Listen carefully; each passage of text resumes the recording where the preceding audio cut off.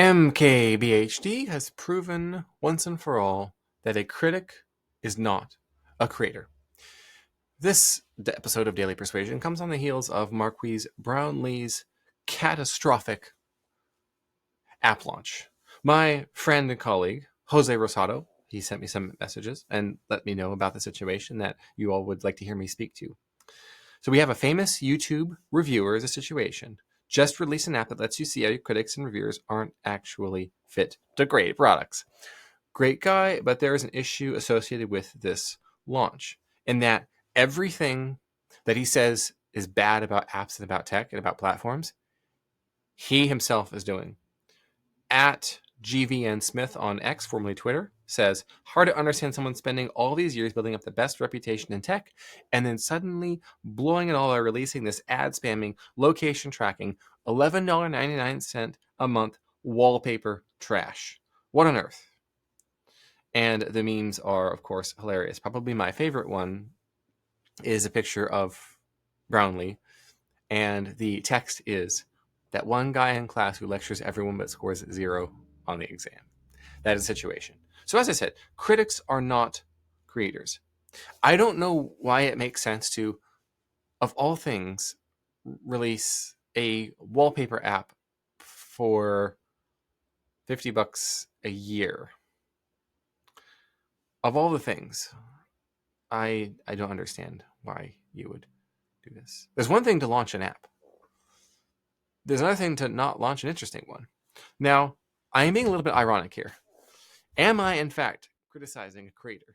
Am I, in fact, speaking to a little bit of hypocrisy? Maybe. But the grand lesson to come away with here is what I like to call anti-persuasion. One of the best ways to be persuasive is to not be anti-persuasive. The best way to not be anti-persuasive is to not go against doing all the things that you yourself have been preaching ought not be done. In the context of your brand, your reputation, your credibility, you got to know what is important and what is not important. And if you have built up a track record, I can't even believe this needs to be said, but it does. If you built a track record up of saying, do not do X, Y, and Z in your app, and then you proceed to do exactly X, Y, and Z in your app, and the app itself isn't even cool, that's not cool. You see this book on my shelf right here? Reframe Your Brain by Scott Adams. I worked with him on that book. For those of you who are uninitiated, I am the Joshua Lisec. I've ghostwritten 94 books in the last 13 years. There was a span of 2 weeks here this year where I had 2 New York Times bestsellers 1 week after the next that I had co-authored under my own name. So I'm transitioning from being creator behind the scenes, the invisible hand behind your favorite names and brands and books, to being your favorite brand, your favorite book. Okay, maybe not, but one of the top ones. In any case, Reframe Your Brain by Scott Adams has a number of helpful shifts in thinking that work instantly and forever for a number of people. And one of them is about product launches, particularly minimum viable products. One way to know if something is going to be a hit that you're working on, that you're creating, product, art, whatever.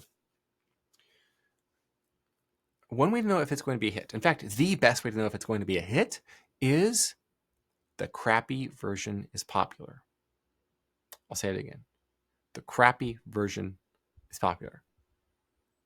Every technology that you can think of that has become mainstream, that crappy version of it was popular.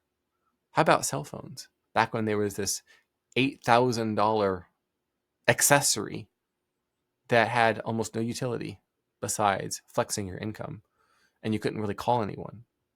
Now everyone has a cell phone on Earth practically. What about the phone itself, when one could hardly call anyone because there wasn't phone line erected yet? Popular. The crappy version of it was popular. Light bulbs, washing machines, social media. Your favorite products. The crappy version of it was popular. Why was the crappy version of it popular? There was something about it that just had the cool factor. And that, I suspect, is what is missing from so many of these, hey, look, I'm a video creator and I create video reviews criticizing other people's products that they've created. that sort of genre of YouTube and X and social media, and right, people even say movie critics aren't movie creators. Like if you watch a movie that's by a movie creator, it's going to be terrible. That's probably true. But what's going on there is they seem to miss the element of why it is popular. They'll rate the features and the function, the things that they like, the things that they don't like. But have you ever seen, and correct me if I'm wrong, drop a comment. Have you seen one of these creators, or rather these criticism creators on YouTube or Twitter, now X, elsewhere, talk about a crappy product and why they liked it? Have they shown a light on a crappy product and said, I love this despite its flaws because of these one or two reasons, and it's game-changing, watch this space, and they were right? I don't know. And this is where the critic fails both the creator and the creation consumer, the audience, is they misdescribe what is popular. Now, don't get me wrong. Having influencers talk about your product is a big deal. It's a big deal, even if they are denigrating it. But you would think that a critic would know what people want.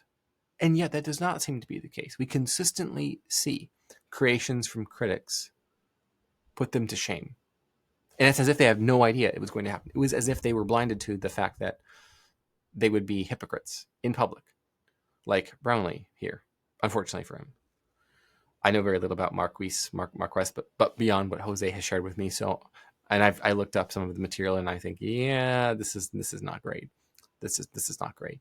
One of my favorite response memes was no tracking, ad free, 100% free, high definition, orange background wallpaper, and it was just a block of orange, a rectangular block of orange, and you can download it off of X for free. Right? It was hilarious, and that of course is making fun of the fact that you made a number of mistakes with something that wasn't even cool. So that is 2 mistakes, interestingly enough. This would probably not have been an anti-persuasion brand killer for Brownlee if the pricing was 99 cents a month, if there was no tracking, if there were no ads. Then it'd just be, oh, okay, that's respectable. That's a respectable wallpaper app. Now imagine if it was a game. Now imagine whatever it would have or could have been. Your app launch doesn't need to fail. The app launch doesn't need to fail. I think you all should check out the book Hooked, which is about habit-forming products. And the key insight from that book is that the products that are the most successful, that really catch on, and that people keep coming back to, and there's daily active users where it's unprompted. So like you check your X notifications without getting an X notification, right? You just open the app and you check it out because a habit has been formed. The 2 levers of human behavior control for app developers, really any developer of any product, the 2 levers are the intrinsic motive, the motive of the person to use the thing. So what are they getting and gaining from using it? $50 a year for wallpapers, $11.99 a month for wallpapers, and they're basically free otherwise. Are you kidding me? And there's ads and there's location tracking. It was just not necessary at all for something that's not even cool. Think in terms of if it could do this and it did this one thing well, everything else about it sucked, but it did this one thing well. And usually it's that thing that nothing else does, or that does as well. That's where the intrinsic motivation comes in. Despite its flaws, because of what it does, its coolness factor, its efficiency factor, its time-saving factor, right? Does it help you make money or save money? Obviously. Does it make you feel better than anything else that you're using? Feel emotions strongly. Feelings of outrage? Does it make you feel more outraged?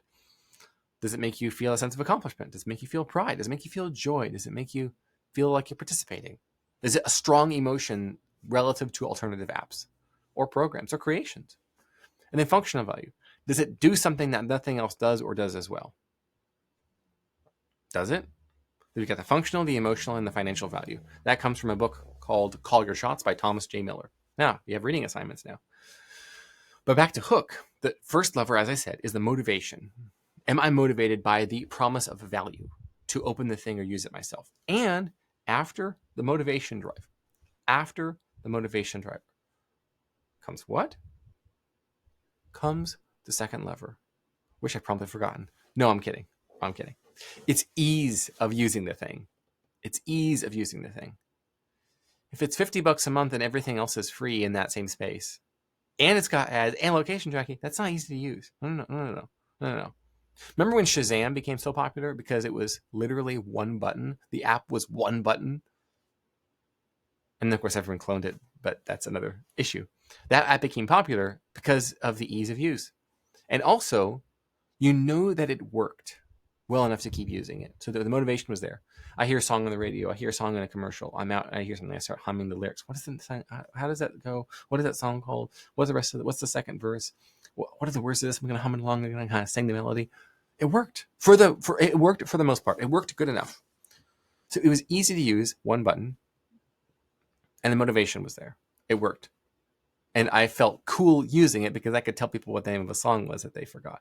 So I felt emotionally superior with a functionally easy and superior product, and it was free. So I'm saving money by using it relative to alternatives. It nailed it. Contrast that with a product that already exists in large number, which is the Wallpapers app. I don't understand the reasoning behind launching an app like that. That doesn't seem to be connected to his brand. Correct me if I'm wrong. Again, get in the comments and roast me if you want. Because like, oh, Joshua, for being a critic, you're a critic. Oh, for criticizing critics. Oh, this is next level. I'm criticizing a critic. Now criticize me. 3 levels of criticism. I'm criticizing a critic, and you can criticize me for that. So in this scenario, there's no creator. it's just circle critics. It is what it is. I suppose.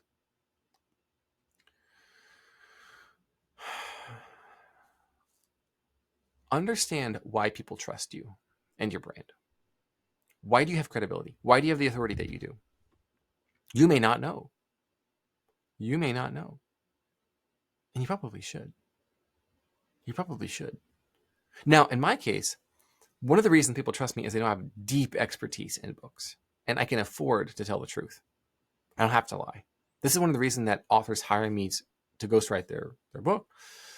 Is because I know if it's a terrible idea or a terrible passage or a terrible chapter heading, I will tell them. Because I am known for speaking the truth, sometimes in gentleness and love, other times with crass. But they know that they will get the truth. They also know that I've had enough books that have sold tens of thousands of copies from even small audiences that they know how to make an idea into a winner. And they know what that process is like. And I have enough people do the unprecedented thing. So I'm a ghostwriter. Ghostwriters aren't public.